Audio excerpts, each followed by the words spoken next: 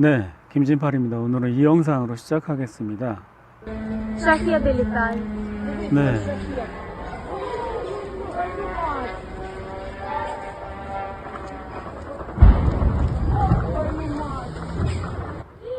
네, 이 영상은 우크라이나의 숨이라는 어떤 도시에 그 러시아 드론이 떨어지는 장면인데요. 이 장소는 우크라이나의 안기부, 안기부 건물에 떨어졌다고 합니다. 그러니까 수미라는 도시에 있는 안기부 건물입니다. 그래서 이제 거기 뭐 수십 명이 죽거나 다쳤다고 하는데, 요 라이바라는 채널에 대해서 조금 설명을 드리자면, 이 라이바 채널은 우크라이나 전쟁이 시작하자마자 가장 유명했던 채널이에요. 가장 최신의 가장 정확한 정보를 전해줬기 때문에 사람들이 좋아했고, 지금도 가입자가 121만이나 되죠. 예. 그러니까, 그런데 이제 제가 여기 처음에 자주 막 오다가 중간에 안 오게 된 이유가 뭐냐면, 너무 정확한 정보를 전달하니까 러시아 정부에서 한 소리 했나 봐요. 중간에 암흑기가 살짝 있었어요. 이제 우크라이나 전쟁 얘기를 안 하고 뭐 수단 전쟁, 뭐 시리아 전쟁, 그 다른 전쟁 얘기하는 거예요. 그래서 난 우크라이나 전쟁 때문에 오는 건데. 그래서 이제 한참 안 오다가 요즘에 왔는데 이런 걸 해줍니다. 이 좌표, 이 사건이 있었던 좌표를 알려줘요. 그래서 이걸 이렇게 우클릭해서 검색을 딱 하잖아요. 그러면 구글 지도에 이렇게 그 장소 위치가 이렇게 나오고, 네. 요걸 누르면 위성 지도로 나오고, 예, 이 건물이라고 합니다. 수미는 어디냐면은, 네, 이곳이죠. 벨고로드. 지금 벨고로드가 한참 그 공격당하고 있잖아요. 바로 이쪽 러시아 국경에서 얼마 안 되는 지역이에요. 수미라는 지역이요. 그리고 여기서 이제 좀 더 자세히 보고 싶으면 여기 있는 요 노란 사람 있잖아요. 요걸 딱 누르면 이렇게 돼요. 그 요 파란 요거를 누르면, 예, 로드뷰가 됩니다. 로드뷰. 예, 그래서 이 건물이다. 예, 요런 얘기입니다. 조금만 더 가면, 네, 이 건물. 공격당한 건물은 이것입니다. 그래서 이제 다시 돌아가면 지금 우크라이나의 전쟁 지도 ISW 지도에서 보면 수미는 여기에요. 이 지역. 그 얼마 전에 푸틴 대통령이 이 벨고로드 지역을 자꾸 공격을 하니까 안전지대를 만들어야 한다고 했잖아요. 그 안전지대가 최소한 40km는 돼야 되거든요. 최대 250km. 왜냐하면 그 대포 최대 사정거리가 40km, 유효 사거리가 20km인데 최대 사거리 기준으로 하면 40km는 띄워야 돼요, 최소한. 그리고 그다음에 이제 스톰 섀도우, 그 영국에서 보낸 그 장거리 크루즈 미사일 있지 않습니까? 그거 기준으로 하면 250km. 그럼 그걸 한번 재볼까요? 네, 이번에 떨어진 거는 요 제라늄 뭐 이런 건데 이 정도 크기 됩니다. 사람 크기가 이렇고 그 드론 크기는 이 정도 됩니다. 여기가 수미인데요.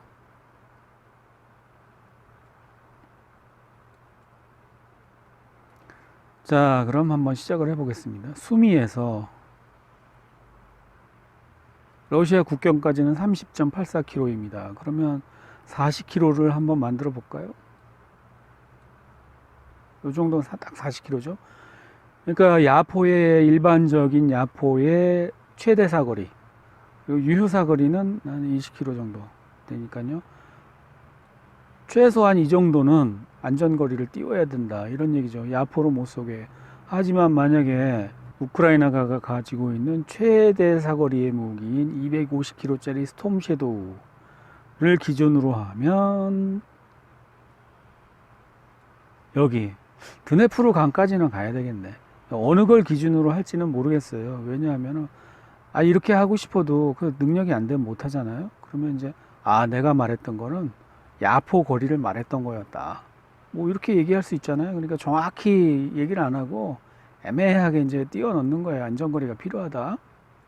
이제 다음 얘기는 이 평화 회담, 이런 얘기가 이제 나오고 있거든요. 우크라이나가 이제 도저히 그 크림반도까지 빠졌을 수 있는 가능성이 없어 보이니까 이제 이 연합군이죠. 우크라이나 측 연합군 측에서 이제 얘기가 나와요. 그런 얘기가 나오는데 그 중에 이제 가장 강력한 또 한 국가가 바티칸 아닙니까? 거의 제가 볼 때는 바티칸이 이 전쟁의 주동자급 되거든요. 그 이유는 지난번에 말씀드렸지만 그 젤렌스키가 그 러시아 정교회 다 뺏고 저 거기 사제들 다 내쫓고 막 거의 막 완전 막 카톨릭이 좋아하는 행동을 하고 있어요. 그러니까 지금 여기는 바티칸은 젤렌스키가 이기면 좋은 거예요. 잘하고 있는 거예요. 잘하고 있는데 다만 현실적으로 이게 승리 가능성이 없고 이렇게 계속 하다가는 영원히 이제 질 것 같으니까 잠깐 쉬었다 하자.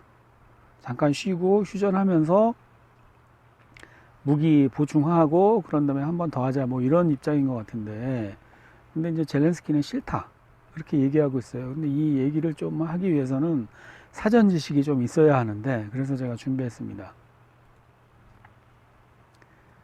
예, 한국의 옛날 이야기에 옛날에 어떤 선비가 한양으로 과거를 보러 가는데 충청도 산골짜기 어디쯤 이르렀을 때 신기한 광경을 보게 됩니다. 한 스님이 담벼락 앞에 서서 낑낑대면서 땀을 뻘뻘 흘리면서 밧줄을 잡고 있는 것입니다. 그 밧줄은 담벼락에 난 작은 구멍으로 통해 있었는데요. 선비가 지나가다가 보니까 이상한 광경인 것입니다. 그래서 물어봤습니다. 스님, 뭐 하고 계십니까, 지금? 지금 내가 지금 이 밧줄을 잠깐 잡고 있는데, 요거 잠깐만 잡아주겠어? 내가 가서 좀 오줌 좀 누고 올게. 그래서 이 선비는 이 스님이 잡고 있던 밧줄을 대신 잡아주었습니다. 그리고 스님은 아이고 살았다 그러면서 저 멀리 그냥 도망가 버리는 것입니다. 지금쯤 되면 오줌 다 넣었을 때쯤 되는데 스님은 왜 안 온 것일까? 왜 안 오지? 그러고 생각하면서 손에 잡고 있는 밧줄을 봤더니 그것은 밧줄이 아니라 뭐였다? 호랑이의 꼬랑지였다. 그런 얘기거든요. 이 얘기는 여러 가지 형태로 전해져 내려오고 있는데요. 제가 지금 드린 그 얘기가 가장 정확한 얘기일 것 같은 것이 왜 그러냐면 이 호랑이의 꼬리를 잡는다는 것은 권력을 잡는다는 것을 의미해요. 고려는 그 불교 국가였잖아요. 그래서 스님들이 권력을 잡았단 말입니다. 근데 조선은 뭐예요? 유교, 사대부, 선비들이 권력을 잡았죠. 그러니까 호랑이의 꼬리를 잡았다가 놓치면 어떻게 돼요? 호랑이한테 먹히는 거지. 그러니까 권력을 한번 잡으면 놓을 수가 없는 거예요. 왜냐하면 권력의 속성은 폭력이거든요. 폭력으로 나쁜 놈을 혼내주는 거야. 근데 그 혼난 나쁜 놈은 자기가 잘못한 건 생각을 안 하고 폭력으로 얻어 맞은 것만 원한을 품는다고. 그러니까 이게 좋은 일이 아니야. 에? 그렇기 때문에 그 권력을 그렇게 막 탐할 필요는 없는 거예요. 왜냐하면 반드시 질서 유지를 위해서는 나쁜 놈을 혼내줘야 되는데 그놈이 자기가 그래 내가 맞을 짓을 했지 나는 죽일 놈이야 라고 반성할 놈인 것 같으면 처음부터 나쁜 짓을 하겠어요? 그런 지능이 안 되니까 나쁜 짓을 하는 거지. 근데 어쩔 수 없이 그걸 할 사람이 필요해. 질서 유지를 폭력적으로. 그래서 네가 해 하다가 그 중에 제일 찐따 같은 애한테 네가 해.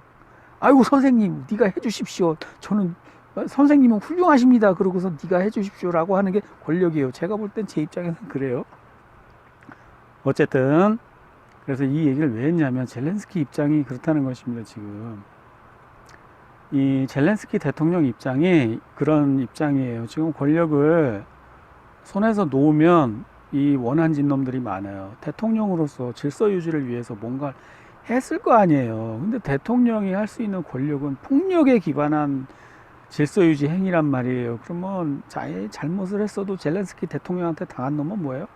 저 새끼 권좌에서 내려오기만 해봐라. 내가 복수한다. 이러고 별르고 있는 놈이 수도 없이 많단 말이야. 그러니까 권력을 놓고 싶지 않은 거예요. 근데 교황이 와서 이제 그만하재 전쟁 그만하면 나는 크림반도까지 찾겠다고 호언장담하고 사람들을 그렇게 많이 전쟁터에다 내보내서 다 죽게 만들었는데 야 크림반도도 못 찾고 돈바스도 못 찾고 헤르손도 못 찾고 자포리자도 못 찾고 땅만 뺏기고 물러난 실패한 대통령 되는데 나 돼지는데 나는 물러날 수 없어. 지금 이 상황인 거죠. 거기에 이런 사건이 벌어졌습니다. 예, 키레예브라는 우크라이나 사람이 있었는데 은행가였는데 이 사람이 러시아하고 그 평화 협상할 때 그 협상 단원 중에 한 명이었대요. 근데 우크라이나 군사 정보국 그냥 기무사죠. 우크라이나 기무사에서 이 사람을 체포해서 그냥 죽인 거야. 재판도 없이. 아주 반역자라는 제보가 들어왔대. 그냥 그 전화 한 통 받고 이 사람을 잡아서 죽였대. 그래갖고 나중에 젤렌스키가 야 증거도 없이 왜 사람을 죽여. 그래갖고 그 사람들 다 잘랐대 또. 그래갖고 지금 우크라이나에는 이런 식의 분위기 아시겠죠? 우크라이나 분위기. 그러니까 친러적이거나 비둘기파, 뭐 러시아랑 화해하자, 뭐 이런 사람들은 다 죽이는 거야. 여기 이 중에 한 명이었을 거야. 누군지 모르겠어요. 그래서 이 사람이었나? 하여튼 그래서 나중에 젤렌스키가 야 아니 죄도 없는 사람을 왜 재판도 없이 죽였어? 그러고서는 기무사 대장부터 해서 다 잘라버렸대. 그래갖고 이제 지금 상황은 젤렌스키 주변에 남아있는 사람은 다 매파뿐이에요. 이 매파들은요, 내가 죽으면 죽었지 러시아하고는 평화협상 못해. 이런 극단주의자들이거든. 종교야 신념이야. 지금 이 러시아어를 쓰는 사람들을 다 죽여야 한다는 게 종교와 신념인 사람들만 주변에 있기 때문에 만약에 젤렌스키가 야 우리 교황 말 듣고 휴전하자 그러면 어떻게 해요? 너 죽을래? 이렇게 나올 사람들이라고. 실제로 히로히토 천황이 메가더한테 한 말이 그거입니다. 메가더한테 그랬다고 하면 히로히토 천황이 내가 전쟁하지 말자고 그랬으면 내 신하들은 날 죽였을 거라고. 그거 검색해보세요. 네, 나와요. 그래서 지금 여기 젤렌스키는 권력을 놓을 수 없는 거죠. 여기 젤렌스키 이렇게 나와요. 계엄 중 선거 못해. 지금 계엄 중이고 이제 선거가 올해 10월 총선과 내년 초 대선이 예정돼 있는데 그때까지 전쟁 및 계엄령이 이어지면 선거는 치러지지 않는다. 좋지. 젤렌스키는 전쟁을 내년 대선까지 해야 돼. 그래서 대선 안 한다. 나는 계속 대통령이다. 전쟁이 지속되는 한 나는 계속 대통령인 거야. 좋죠? 거기다가 이제 오늘 제가 트위터 이 줄리안 어센지라고 그 위키릭스 뭐 폭로한 사람이 있어요. 미국의 나쁜 짓을 폭로한 사람. 근데 지금 이 사람은 뭐라고 얘기하냐면 전쟁에 이기는 게 목적이 아니고 그냥 전쟁을 영원히 계속하는 게 목적이라는 거예요. 왜냐하면 무기 팔아먹어야 되니까. 지금 미국의 공화당이고 민주당이고 지역구에 무기 공장에 다니시는 직원들이 월급 받아서 생활하고 계신 분들이 얼마나 되는지 모르겠는데 그분들도 다 유권자거든요. 그러면 그 사람들이 전쟁이 없어서 회사가 망해서 실업자 됐어. 그러면 야 국회의원 내가 찍던 놈 말고 딴 놈 찍어야 되겠다. 그 놈은 어떻게 먹고 살게 해줄지 모른다. 이렇게 되는 거 아니에요? 그러니까는 미국이란 나라는 그 구조 때문에 전쟁을 해야 돼. 그러니까 뭐 우크라이나가 이기든 지든 그건 난 모르겠고 일단 무기 공장 돌려야 되니까 전쟁을 해야 되는 나라인 거죠. 그런 점도 있고 또 여기 보시면은 이런 얘기가 나와요. 이게 뭐냐면 트위터에 나온 건데 BBC에서 뭐 얘기를 했대요. 프로그램이래요. 영어 프로그램 영어로 나오잖아요. 이게 뭐냐면은 러시아가 발표를 했는데 우크라이나에 생물 무기 연구소가 최대 30개가 있는데 그게 누구누구랑 관련돼 있냐면은 미국의 그 빌 게이츠랑 또 누구지 그 사람 조지 소로스 뭐 이런 사람이랑 다 관련이 있대요. 근데 한국에는 없을까요? 이 생물 무기? 왜 우크라이나에 생물 무기 연구소가 있어야 할까요? 슬라브족 유전자에 특화된 생물 무기를 개발할 수 있잖아. 우크라이나는 슬라브족이고 러시아도 슬라브족이니까 러시아인에게 특별히 러시아인만 골라 죽일 수 있는 바이러스를 개발할 수 있잖아. 호흡기 질환 같은 거, 가짜 독감 같은 거 만들 수 있잖아. 그런 거 지난번에 우리 그 가짜 독감 한 2년 했잖아요. 그리고 그럼 한국에는 없을까? 지난번 한국에도 그 탄저균 뭐 미군이 반입했다고 그래서 뉴스 나온 적 있죠. 그러면 한국인을 대상으로 생물무기, 한국인 유전자에 딱 맞는 생물무기도 만들 수 있잖아. 언제 한국 놈들이 말 안 듣고 까불지 모르잖아. 아니면은 북한 놈들, 북한이나 한국이나 유전자는 다 똑같은 유전자니까, 한국인을 가지고 한국인에 특화된 유전자 생물무기를 만들면 북한도 똑같이 뭐 적용이 되잖아. 하고도 남을 것 같은데 내가 볼 때는 미국 놈들. 어쨌든 이런 뉴스 있었고요. 이거는 뭐냐면 우크라이나에 높으신 분이 장관이래요. 이 장관이 이제 우크라이나는 땅을 뺏는 데는 관심이 없고 러시아 군대를 소진시키는 데 집중하고 있다고 했대. 확실히 공세 종말점이 온 것 같습니다. 그 다음 뉴스는 아까 그 러시아가 그 제라늄으로 그 드론으로 그 우크라이나 안기부를 공격했잖아요. 그러니까 이제 보복으로 우크라이나도 드론을 날려서 그 러시아 민간인 아파트나 건물 저 같은 데다가 그냥 막 날리는 거야. 내가 볼 땐 두 가지 생각이 드는 거예요. 첫 번째, 러시아는 우크라이나의 일반 국민에 대해서는 죽일 마음이 없어. 그리고 그 수뇌부, 그 사람들을 강제로 전쟁터에 몰아넣는 수뇌부만 골라서 죽이려고 해. 그런데 우크라이나는 그게 아니야. 그냥 러시아 사람이면 다 죽이고 싶은 거야. 아니면 러시아 수뇌부를 죽일 능력이 없던지. 둘 중에 하나인데 둘 다일 수도 있고. 그러면 이거는 전쟁터에서 이기겠다는 마인드가 아니고 그냥 종교예요. 이 정도면 러시아어를 쓰는 인간은 다 죽여야 되는 종교가 있는 거예요. 이 사람들은. 왜냐하면 생각을 해보세요.